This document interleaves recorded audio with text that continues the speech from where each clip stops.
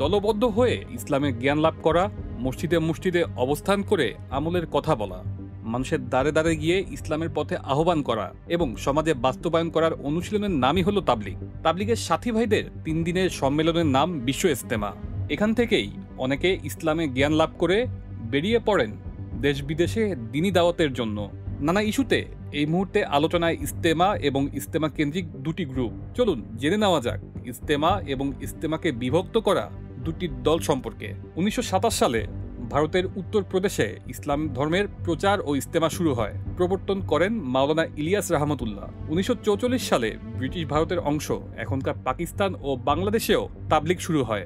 মাওলানা আব্দুল আজিজ ছিলেন বাংলাদেশের তাবলিগের প্রাণপুরুষ। রমনা পার্কে কাকরাইল মার্কাজ মসজিদ থেকে 50 সালের দিকে তাবলিগের চর্চা বিস্তার পেতে থাকে।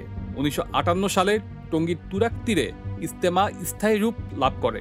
এর আগে রমনা পার্ক, চট্টগ্রাম ও নারায়ণগঞ্জেও ইজতেমা হয়েছে।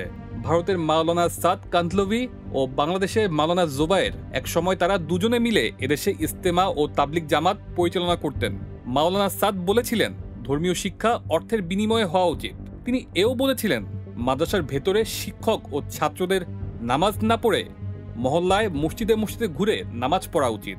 এতে করে মানুষের কাছে দিন ভালোভাবে প্রচার পাবে। এই বক্তব্যে বিরোধিতা করেন মাওলানা জোবায়ের সাহেব ও তার অনুসারীরা।